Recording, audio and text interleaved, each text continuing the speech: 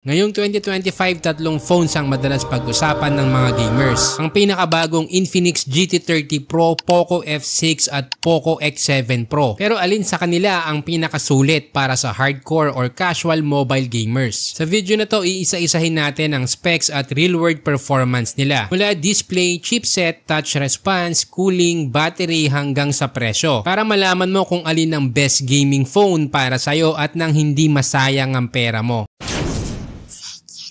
Kung mahilig kang manood ng YouTube at Netflix, dapat alam mo kung alin ang pinakasulit sa display. Kaya titingnan natin kung sino ang panalo pagdating sa brightness, clarity, smoothness at protection ng screen. Okay, lahat sila AMOLED. Kaya sure ka na sa vibrant colors at deep blacks at mataas na contrast versus LCD. Pero may konting lamang si GT30 Pro sa size na may 6.78 inch na mas malaki ng konti kumpara sa 6.67 inch ng F7 at X7 Pro. Ibig sabihin, mas malaking screen equals mas immersive, lalo na kung mahilig kang mag-movies, scroll ng social media o maglaro ng landscape games. Pero tandaan mo rin, mas malaki rin ang phone body. Mapunta tayo sa resolution, PPI at clarity. Sa mga hindi nakakaalam, ang resolution ay tumutukoy sa dami ng pixels na bumubuo sa screen. Ang PPI naman o pixel per inch ay isang indicator kung gaano ka-sharp ang image. Sa madaling salita, mas mataas ang PPI, mas malinaw tingnan lalo na sa text at sa small details. Pero sobrang liit lang ng difference sa GT30 Pro. Dito na papasok ang fluidity. Yung dalawang Poco merong 120Hz refresh rate which is smooth na. Pero si GT30 Pro naka 144Hz kaya mas smooth. Pero sa akin hindi ko ramdam yung difference nila lalo na sa gaming. Ngayon kung gamer ka, napakahalaga nito sa'yo ang touch sampling rate. Ito kasi ang bilis ng response ng screen sa touch input. Mas mataas ang touch sampling, mas mabilis mag-react ang phone sa bawat tap o swipe. So kung gamer ka, lamang si F6 at X7 Pro dahil mas mabilis silang sumalo ng inputs. Sa brightness and HDR performance naman, si Poco F6 ang panalo sa typical use dahil kahit hindi HDR content, aabot na agad sa 2400 nits. Kaya sobrang liwanag kahit nasa labas ka o nasa maliwanag na kwarto. Pero pagdating sa HDR content gaya ng Netflix, YouTube o Disney Plus na may HDR support, parehong Poco X7 Pro at Infinix GT30 Pro ang may peak na 4500 nits. Kaya mas buhay ang kulay, mas malalim ang contrast at mas cinematic ang viewing experience. Perfect kung mahilig ka sa movie nights using your phone. Ngayon kung ang hanap mo ay yung pinaka-complete display experience, F6 ang best choice. Dahil sobrang liwanag kahit outdoors, may Dolby Vision plus HDR10 plus, mas responsive sa touch at mas matibay ang protection. Kung gamer ka naman at priority mo ay smooth gameplay at 44Hz, pwede mong i-consider si GT30 Pro. Pero tandaan mo, mas mababa ang touch sampling rate nito at walang Dolby Vision. Pagdating sa design, lahat sila may modern look pero hindi ibig sabihin pantay-pantay na sila sa comfort at tibay. Kung gusto mo ng pinakamanipis at magaan, Poco F6 ang best sa kamay. Ibig sabihin, mas komportabling hawakan sa matagalang gamit, hindi nakakapagod sa gaming o social media scroll. Si X7 Pro ang pinakamabigat kaya ramdam mo yung chunkiness lalo na kung one-hand use. Ang GT30 Pro naman mas malaki ang body kaya medyo phablet feel. Hindi to ideal kung gusto mo ng compact na phone. Sa totoo lang, walang standout sa materials. Lahat sila plastic, which means hindi siya flagship level build. Pero dahil plastic, mas magaan at hindi agad nababasag. Pero tandaan, plastic equals mas prone sa micro scratches. Kaya mas okay pa din talaga kung gagamit ka ng case. Lahat din sila may vapor chamber cooling na malaking bagay para sa gaming. Kinukontrol kasi nito ang heat habang naglalaro ka kaya mas stable ang performance at hindi agad umiinit. Kapag performance ang usapan, hindi lang sa CPU speed umiikot yan. Dahil kasama dyan ang architecture, cooling, GPU, AI processing at real-world benchmark. Pero don't worry, explain natin lahat to in a way na madaling maintindihan. Ito ang chipset ng bawat smartphones. At base sa Antutu, mas mataas ang score ng X7 Pro pero konti lang ang lamang kay F6. Halos neck and neck sila. Samantalang si GT30 Pro on the other hand, halos 200k ang layo which reflects its lower tier chipset. chipset. Kaya kung gusto mo ng pinaka-balance na performance mula multitasking hanggang gaming, Poco F6 ang pinaka-solid na all-around choice. May Snapdragon 8S Gen 3 flagship level cores at Adreno GPU na proven sa stable gameplay. Lalo na sa mga games tulad ng Genshin Impact. Hindi lang mabilis sa benchmark, consistent din sa real-world use. Kung gusto mo ng raw power for graphics heavy use, Poco X7 Pro ang panalo sa GPU and benchmark scores. Kaya perfect to sa mga emulator. Si GT30 Pro naman is good enough for casual to moderate gaming. Pero kung heavy graphics ang hanap mo, may mga limit na talaga siya. Pero ito yung good news. Mobile Legends, CODM at PUBG are most likely well optimized pa rin dito. Lalo na't na-achieve na yan ng Infinix GT20 Pro. So kung dito lang naman umiikot ang laro mo,